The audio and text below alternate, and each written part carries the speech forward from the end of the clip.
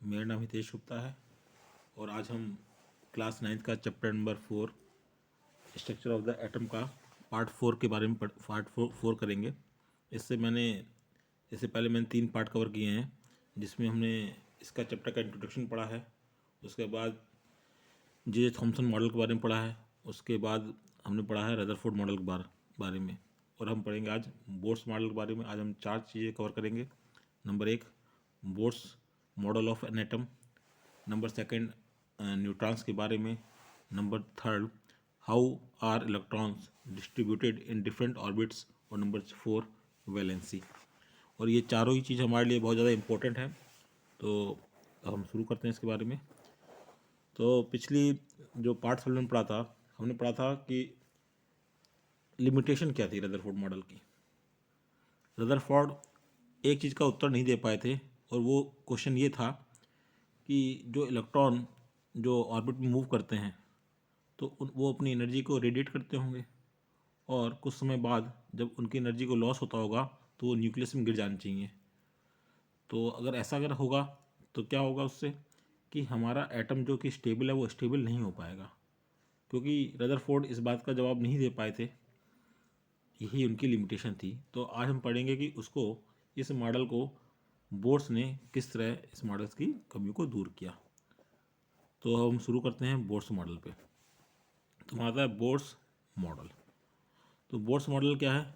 In order to overcome the objection raised against Rutherford model of an atom, Niels Bohr puts forward the following postulates about the modus of an atom. Number 1. Only certain special orbit known as the discrete orbit of electrons are allowed inside the atom. Or number 2. While revolving in discrete orbits, the electrons do not radiate energy. इन्होंने कहा कि इस कमी को दूर करने के लिए क्या किया। बोर्स ने 2 मॉडल पेश किए थे। तो पहला क्या था कि इलेक्ट्रॉन केवल कुछ स्पेशल ऑर्बिट में ही चक्कर लगा सकते हैं, और जिन्हें इलेक्ट्रॉन की डिस्क्रीट ऑर्बिट कहते हैं। और जो किसी एटम के अंदर जो ऑर्बिट होती है वो कौन सी ऑर्बिट होती है? वो होती है हमारी discrete orbit. Number 2, while revolving इन डिस्क्रीट ऑर्बिट।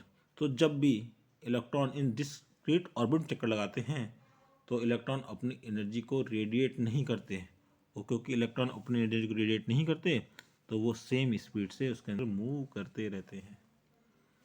क्लियर बच्चों? तो ये रीज़न था जिसका रदरफोर्ड उत्तर नहीं दे पाए थे, लेकिन बोर्स ने उसको क्लियर किया। अब बात आती है कि इन ऑर्बिट्स को कहते क्या है। ठीक है, तो क्वेश्चन ये है कि इन ऑर्बिट्स कहते हैं। तो इसमें देखिए, दीज ऑर्बिट्स और shells are called energy levels. Energy levels in atom are shown in figure. तो इन ऑर्बिट और सेल को क्या कहते हैं? हम एनर्जी लेवल कहते हैं, और जैसे कि हमें नीचे दिखाया गया है। तो हम नीचे की बात करते हैं। तो देखिए, ये है हमारा न्यूक्लियस है। उसके बाद ये हमारे क्या ऑर्बिट है? Number 1, 2, 3 and 4। जैसे हम बोलते हैं K shell, L shell, M shell, N shell, and इसी तरह आगे बढ़ते रहते हैं। तो इन ऑर्बिट्स को हम क्या कहते हैं? इनको हम सेल्स भी बोलते हैं, और इन्हीं ऑर्बिट को हम बोलते हैं डिस्क्रीट ऑर्बिट बोलते हैं। तो इनकी स्टार्टिंग कहाँ से होती है? के सेल से होती है, के एल एम एन। या इसको बोल सकते हैं कक्षा नंबर 1, 2, 3 एंड 4। और सेंटर में क्या होता है? हमारे न्यूक्लियस होता है। ठीक है बच्चों, अब हम कुछ क्या करते हैं, अबाउट पढ़ते हैं इस कि जो हमारे नील्स बोर थे उनके बारे में 1-2 लाइनें पढ़ते हैं। तो ये क्या है ये हमारे क्या है? नील्स बोर है। तो नील्स बोर का जन्म कब हुआ था? तो नील्स बोर का जन्म हुआ था 7 अक्टूबर 1885 में कोपेन हेगन में हुआ था, और 1922 में 1922 में उनको एटम के स्ट्रक्चर पर अपने योगदान के लिए नोबेल प्राइज़ मिला था। ठीक है, तो हमें ये भी ध्यान रखना है। अब हमारे कुछ क्वेश्चंस आते हैं। अब हम क्वेश्चंस के बारे में एक एक करके पढ़ेंगे। तो क्वेश्चन नंबर 1 आता है, on the basis of Thomson model of an atom explain how the atoms is neutral as a whole. तो उसका उत्तर क्या होगा? According to Thomson model of an atom consist of a positively charge sphere and the electrons are embedded in it.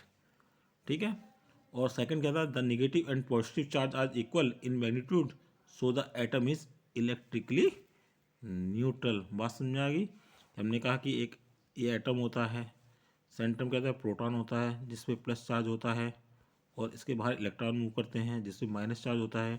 क्योंकि proton और neutron का जो charge होता है आपस में इक्वल एंड अपोजिट होता है, तो वो एक दूसरे के चार्ज को न्यूट्रल कर देते हैं, तो इससे क्या होता है, ये इलेक्ट्रिकली न्यूट्रल होता है। समझ में आ गई।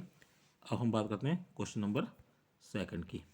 तो क्वेश्चन नंबर सेकंड क्या कह रहा है हमारा, on the basis of Rutherford model of an atom which sub atomicals is present in the nucleus of an atoms. तो हमें पता ही है कि अब बात कर रहा है किसकी, रदरफोर्ड मॉडल की। तो हमें एक चीज़ ध्यान रखनी है कि जब रदरफोर्ड मॉडल का आविष्कार हुआ था, जब रदरफोर्ड मॉडल आया था, तब तक हमें केवल दो ही चीज़ों के बारे में पता था। किसके बारे में हमें पता था, प्रोटॉन के बारे में और इलेक्ट्रॉन के बारे में पता था।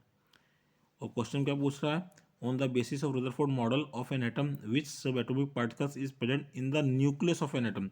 बात केवल वो न्यूक्लियस की कर रहा है, और हम जानते हैं कि उस समय केवल प्रोटॉन की खोज होती है जो कि न्यूक्लियस में रहता है, तो उसका उत्तर क्या होगा, प्रोटॉन। तो हम इसको लिख सकते हैं, as per Rutherford models of an atom the protons which are positively charge are present in the nucleus of an atom. Clear है। अब क्वेश्चन नंबर थर्ड की बात करते हैं। Question number third, draw a sketch of Bohr models of an atom with 3 shells. तो हमें 3 sales दिखाने हैं बोर मॉडल, तो हम 3 सेल्स दिखा देते हैं।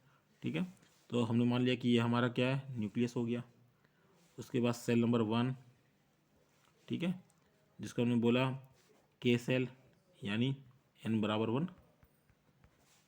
फिर ये सेकंड सेल हो गया हमारा, this is our second shell, की क्या कहते हैं, एल, ये क्या होगा, एल, यानी n बराबर 2।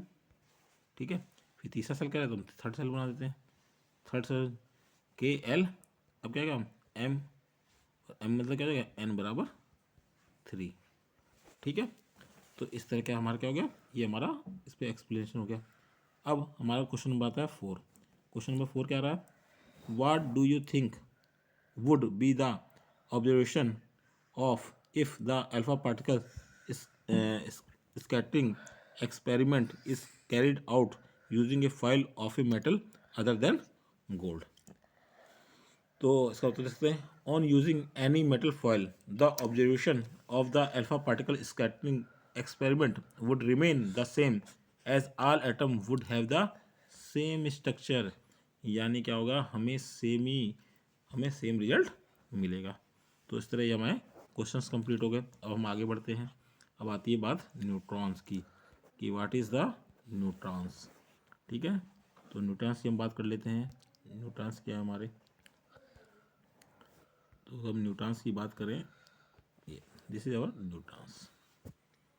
तो न्यूट्रॉन्स की खोज कैसे हुई थी, वो किसने की थी, तो 1932 में जेम्स चैडविक, ठीक है, 1932 में साइंटिस्ट जेम्स चैडविक ने एक और सब एटॉमिक पार्टिकल्स डिस्कवर किया जिस पर कोई चार्ज नहीं था और उसका मास लगभग प्रोटॉन के मास के बराबर था, और जिसका नाम न्यूट्रॉन पड़ा। ठीक है, तो 1932 में, अब तक क्या हुआ, हमारे न्यूट्रॉन की खोज नहीं हुई थी, लेकिन 1932 में साइंटिस्ट जेम्स चैडविक ने क्या किया, एक सब एटॉमिक पार्टिकल की और खोज की जिसको बोला न्यूट्रॉन, और उसका सिंबल क्या होता है, N0। क्यों, क्योंकि इस पर कोई चार्ज नहीं होता है। हमें एक चीज़ और ध्यान रखनी है कि केवल हाइड्रोजन को छोड़कर एक हाइड्रोजन 118 एलिमेंट अब तक डिस्कवर हो चुके हैं, और उसमें से केवल एक हाइड्रोजन ही है जिसके पास कोई भी न्यूट्रॉन नहीं होता। ठीक है, और अब बात करते हैं what is the mass of an atom. तो मास ऑफ एन एटम क्या होता है, मास ऑफ एन एटम, तो मास ऑफ एन एटम क्या होता है हमारा होता है mass of proton plus mass of neutron. तो अगर हम बात करेंगे मास ऑफ एन एटम किससे होता है, मास ऑफ प्रोटॉन होता है और प्लस मास ऑफ न्यूट्रॉन होता है। क्यों, और इलेक्ट्रॉन क्यों नहीं लेते, इलेक्ट्रॉन इसलिए लेते हैं क्योंकि इलेक्ट्रॉन का मास इतना कम था कि उसको हमने नगण्य मान लिया। तो जब भी हम बात करेंगे मास ऑफ एन एटम की, तो हम बोलेंगे mass of the proton plus mass of the neutron. Clear है। चलिए हम आगे बढ़ते हैं। अब अपने क्वेश्चंस में आते हैं हम।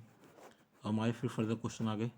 हमारे अब 2 क्वेश्चन आ गए इसमें। Question number 1, name the 3 sub atomic particles of an atom. कि किसी भी एटम के, अब तो न्यूट्रॉन खो चुकी है, तो उन्होंने बोला name the 3 sub atomic particles of an atom. तो the sub atomic particles of atoms are, number 1 क्या हो गया, प्रोटॉन। ठीक है, प्रोटॉन पे कैसा चार्ज होता है, पॉजिटिव चार्ज होता है। फिर क्या हो गया, इलेक्ट्रॉन। इलेक्ट्रॉन कैसा है, निगेटिव चार्ज होता है। और नेक्स्ट क्या हो गया, न्यूट्रॉन। न्यूट्रॉन पे हमारा कोई चार्ज नहीं होता। ठीक है, अब हम बढ़ते हैं सेकंड क्वेश्चन की तरफ अपने। This second, helium atom has in different orbits.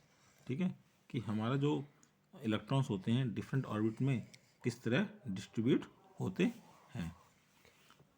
तो हम इसके बारे में पढ़ते हैं, हम इसके आगे इसके बारे में पढ़ेंगे कि how are electrons distributed in different orbits. तो एटम्स की डिफरेंट ऑर्बिट्स में इलेक्ट्रॉनों के डिस्ट्रीब्यूशन के लिए बोर एंड बरी ने कुछ नियम प्रस्तुत किए, जिसे बोर बरी स्कीम के नाम से जाना जाता है। ठीक है, तो किसी तरह से सजेस्टेड बोर बरी।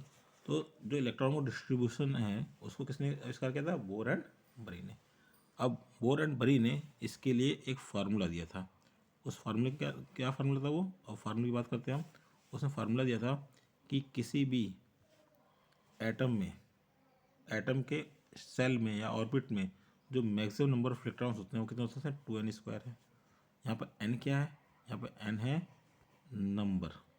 नंबर ऑफ ऑर्बिट या नंबर ऑफ सेल। यानी कि k सेल होगा, जैसे यहाँ देख सकते हैं k सेल है तो नंबर कितना है, 1 है। l सेल है तो नंबर कितना है, 2 है। इस तरह m होगा तो नंबर कितना होगा, 3 होगा। तो इस फार्मूला में इसकी वैल्यू पुटअप करते रहेंगे तो होता रहेगा। जैसे हम पहले की बात करें तो पहले हमारे ऑर्बिट में कितने होंगे, तो पहला ऑर्बिट है यानी फार्मूला क्या था, 2n²। और पहला ऑर्बिट है 1 आएगा, तो 2 इंटू 1 का स्क्वायर बराबर 2। यानी पहली ऑर्बिट में कितने मैक्सिमम इलेक्ट्रॉन्स होते हैं, 2। अब हम बात करें दूसरी ऑर्बिट की, तो 2 इंटू 2 का स्क्वायर, 2 2 जा 4, 4 2 जा 8, कितने आ सकते हैं, 8 आ सकते हैं। अगर ये हो गया सेकंड का, यानी ये होगा के, ये बात कर रहे हैं हम के की, ये बात कर रहे हैं एल की, और हम बात कर रहे हैं एम में कितना होगा, तो 2 इंटू 3 का स्क्वायर कितना, 18। ठीक है, तो यानी हम क्या देखा कि के में मैक्सिमम 2 रख सकते हैं, एल में 8 रख सकते हैं, एम में 18 रख सकते हैं। इस तरह हमारे बढ़ सकते हैं। लेकिन बोर एंड बरी ने एक चीज़ और कहा कि सबसे आउटर मोस्ट ऑर्बिट में मैक्सिमम इलेक्ट्रॉनों की संख्या कितनी हो सकती है, 8 हो सकती है। यानी किसी भी एटम का आखिरी जो ऑर्बिट होगा, किसी भी एटम का जो आउटर मोस्ट ऑर्बिट होगा उसमें मैक्सिमम इलेक्ट्रॉन कितने हो सकते हैं, 8 हो सकते हैं। तो हमें ये भी ध्यान रखना है। थर्ड, उसने एक चीज़ और बताई कि हम किसी भी ऑर्बिट के अंदर, मान लीजिए यहाँ पर हमारे एक, हम बात करें अगर हमारा एक न्यूक्लियस है, हमने बात कर रहा है कि हमारे पास, मान लीजिए कि हमारे पास 10 इलेक्ट्रॉन है या हमारे पास 12 इलेक्ट्रॉन है। तो ऐसा नहीं कि हमने पहले ये एंटर हो गया, ये पहली हमारी ऑर्बिट हो गई, तो पहले में कितने मैक्सिमम 2 कर सकते हैं, पहले हम 2 भरा। दूसरे में बचे कितने हमारे, 10 में से 2 गए, कितने, 8 बचे। तो नेक्स्ट में बता सकते हैं 8 भर सकते हैं। ऐसा नहीं कि हमने तीसरी बना दी, इसमें 8 भरे नहीं और तीसरी में भर दिया, ऐसा नहीं करेंगे। तो पहले इसमें 8 हम कंप्लीट करेंगे, तभी हम आगे बढ़ सकते हैं। अब हम 12 की बात करें तो ये हमारा न्यूक्लियस हो गया, ये हमारा फर्स्ट ऑर्बिट हो गया, इसमें कितने हम 2 भरेंगे। और नेक्स्ट कितने भरना हमको, 8, क्योंकि 8 टू 10 हो जाएंगे। तो ऐसा नहीं कि पहले हम 8 ना भरे तीसरे ऑर्बिट कुछ भरे, नहीं, पहले हम इसमें 8 कंप्लीट करेंगे, 3 4 5 6 7 8, अब कितने बचेंगे, 2, तभी हम इसमें 2 डाल सकते हैं। तो हमें क्या देखा है इसमें कि इसमें हमारा स्टेप वाइज हमें आगे बढ़ना है कि जब तक कि इनर ऑर्बिट कंप्लीट ना हो जाए तब तक हम आउटर ऑर्बिट में इलेक्ट्रॉन को नहीं भेज सकते। ठीक है, चलिए अब एक बहुत इंपॉर्टेंट वर्ड आता है इलेक्ट्रॉनिक कन्फिग्रेशन, कि हमारा इलेक्ट्रॉनिक कन्फिग्रेशन क्या होता है। थोड़ा हम इसके बारे में बात कर लेते हैं। What is electronic configuration, electronic configuration, इन्हीं को जो भी हम बात कर रहे थे बोर एंड बरी की, कि पहली ऑर्बिट में 2 रह सकते हैं, दूसरी में 8, फिर नेक्स्ट में 18, या इस तरह में आगे बढ़ते हैं। इसी को हम बोलते हैं अपना इलेक्ट्रॉनिक कॉन्फ़िगरेशन। ठीक है, यानी पहले हमें कक्षा अगर सीट में पहले 2 भरना है, फिर 8 भरना है, फिर फर्दर जितने बचे होंगे उसमें उतने भर देना। मान लो 8 बचे तो 8 भरना है। तो इसी को क्या बोलते हैं हम, इलेक्ट्रॉनिक कन्फिग्रेशन। यानी इलेक्ट्रॉन्स को उसके ऑर्बिट में लगाना, उसी को बोलते हैं हम इलेक्ट्रॉनिक कॉन्फ़िगरेशन। ठीक है, अब इस पर 1-2 क्वेश्चन है, हम 1-2 क्वेश्चन कर लेते हैं। हम बात करते हैं क्वेश्चन नंबर 1 की। हमारा क्वेश्चन नंबर 1 क्या कहता है? क्वेश्चन बोलता है right the distributions of electrons in carbon and sodium atom. अब उससे पहले हम एक बात और कर लेते हैं, what is the atomic number. ये आगे आएगा इस चैप्टर में, लेकिन उससे पहले हम बात कर लेते हैं एटॉमिक नंबर क्या होता है। एटॉमिक नंबर होता है number of electrons present in an atom. यानी किसी एटम में जितने इलेक्ट्रॉनिक संख्या होती है उसे हम बोलते हैं एटॉमिक नंबर। ठीक है, तो यानी वही हमारे इलेक्ट्रॉन होते हैं। तो क्वेश्चन हमारा पहला क्या है, right the distribution of electrons in carbon and sodium. तो कार्बन का एटॉमिक नंबर कितना होता है? तो कार्बन का एटॉमिक नंबर होता है 6। अब हमें इसका इलेक्ट्रॉनिक कन्फिग्रेशन करना है। तो इलेक्ट्रॉनिक कन्फिग्रेशन होगा, हम जानते हैं पहले में कितना था 2। अब 6 में से 2 के कितना बचे 4। तो नेक्स्ट में कितना आ सकते हैं 4। तो पहले में 2, सेकेंड ऑर्बिट में 4। इसी को हम क्या बोलेंगे, इलेक्ट्रॉनिक कन्फिग्रेशन। अब पूछा है सोडियम, सोडियम का इलेक्ट्रॉनिक कन्फिग्रेशन बताओ। तो सोडियम का जो एटॉमिक नंबर है वो कितना होता है हमारा 11। सोडियम का जो एटॉमिक नंबर होता है, ठीक है, वो कितना होता है हमारा 11 होता है सोडियम का। तो अब इसको भरते हैं। तो पहले में तो 2 आते हैं, पता है हमको। नेक्स्ट में कितने हैं 8। तो 8 और 2 कितना हो 10, बता कितना 1। तो क्या होगा 2 8 1। ये क्या क्या इलेक्ट्रॉनिक कॉन्फ़िगरेशन। ठीक है, क्लियर है। तो ये हमारा कार्बन का हो गया, और ये हमारा सॉरी सोडियम Na। सोडियम क्या होता है हमारा Na होता है। अब इसी के अंदर हमारा सेकंड क्वेश्चन है, if K and L cell of an atom are full, then what would be the total number of electrons in the atoms। उसने क्वेश्चन किया कि अगर हमारे दोनों K और L सेल फुल हैं तो कितना होगा। तो हमें पता है कितना K सेल में कितने इलेक्ट्रॉन आ सकते हैं 2, L में कितने आ सकते हैं 8, और दोनों फुल हैं। तो बोला नंबर ऑफ इलेक्ट्रॉन कितने होंगे, तो 2 8 10। तो कितने इलेक्ट्रॉन होंगे, टोटल इलेक्ट्रॉन कितने होंगे 10 होंगे। ठीक है, चलिए हम आगे बढ़ते हैं। आगे बढ़ते हैं वैलेंसी, बात करते हैं हमारी वैलेंसी। व्हाट इज़ वैलेंसी, बहुत ही इम्पोर्टेंट है, तो इसको हमें बड़े ध्यान से पढ़ना है कि वैलेंसी क्या होती है हमारी। ठीक है, तो वैलेंसी के बारे में पढ़ लेते हैं थोड़ा। तो मैं आपको वैलेंसी ऐसे ही बताता हूँ कि वैलेंसी क्या होती है। तो वैलेंसी के लिए क्या होता है, हमारे 2 वर्ड आते हैं। एक आता है हमारा वैलेंस इलेक्ट्रॉन, एक आता है हमारा वैलेंस इलेक्ट्रॉन, और दूसरा वर्ड आता है हमारा वैलेंसी। दोनों में क्या डिफरेंस है, अभी हम इस चीज़ को समझेंगे। ठीक है, तो अगर हम इस फिगर की बात करें, मैं थोड़ा इस फिगर से आपको बताता हूँ कि वैलेंसी क्या होती है और वैलेंस इलेक्ट्रॉन। किसी भी एटम के अंदर, मान लीजिए कोई हमारा एटम है, किसी भी एटम के आउटर मोस्ट सेल में, हमें इससे मतलब नहीं कि इसमें 2 हैं, हम देखेंगे आउटर मोस्ट सेल को। जैसे मान लो इसमें 2 सेल हैं, पहले सेल में 2 इलेक्ट्रॉन हैं और दूसरे में हमारे 6 इलेक्ट्रॉन हैं, 1 2 3 4 5 6। तो हमें अंदर से मतलब नहीं है, हमें बाहर वाली जो आउटर मोस्ट सेल है उससे मतलब है। तो आउटर मोस्ट में कितने हमारे इलेक्ट्रॉन है 6 इलेक्ट्रॉन, 6 इलेक्ट्रॉन है ना। तो आउटर मोस्ट में जितने इलेक्ट्रॉन है उसे बोलते हैं वैलेंस इलेक्ट्रॉन। यानी किसी एटम, इसमें जो एटम है ये, इसके वैलेंस इलेक्ट्रॉन कितने हैं हमारे, इसके वैलेंस इलेक्ट्रॉन है 6। ठीक है, उसके ऊपर वैलेंस इलेक्ट्रॉन 6। और फिर दूसरा वर्ड आया, तो वैलेंसी क्या हुई। तो दूसरा वर्ड आया हमारा, तो सर वैलेंसी क्या हुई। तो हमने कहा वैलेंस इलेक्ट्रॉन तो 6 हो गए, वैलेंस इलेक्ट्रॉन कितने हो गए 6। वैलेंसी क्या हुई, तो वैलेंसी हम किसे बोलते हैं कि हर एक एटम ये चाहता है कि उसकी लास्ट ऑर्बिट कंप्लीट हो जाए, यानी ऑक्टेट हो जाए। फर्स्ट ऑर्बिट में तो 2 ही होते हैं, तो उसमें तो 2 कंप्लीट चाहता है, लेकिन उसके बाद फर्दर जितने भी ऑर्बिट्स होती है उसमें ऑक्टेट होनी चाहिए, यानी 8 इलेक्ट्रॉन होने चाहिए। तो उन 8 इलेक्ट्रॉन को प्राप्त करने के लिए जो लास्ट के वैलेंस इलेक्ट्रॉन होते हैं, जितना इलेक्ट्रॉन को शेयरिंग करते हैं या गेन करते हैं या लॉस करते हैं, उसे उसकी बोलती है वैलेंसी। यानी अब इसमें 6 इलेक्ट्रॉन है हमारे वैलेंस इलेक्ट्रॉन। तो बोले वैलेंस इलेक्ट्रॉन बोलते हैं, उसे बोलते हैं वैलेंस इलेक्ट्रॉन। वैलेंस इलेक्ट्रॉन 6 है। तो इसको अब कितने चाहिए, 8 करने कंप्लीट करने हैं। तो कितने इलेक्ट्रॉन की जरूरत है, 2 की। तो यानी 2 क्या हो गई, इसकी क्या हो गई, वैलेंसी हो गई, क्योंकि इसको अपनी ऑक्टेट पूरा करने के लिए 2 इलेक्ट्रॉन की आवश्यकता थी।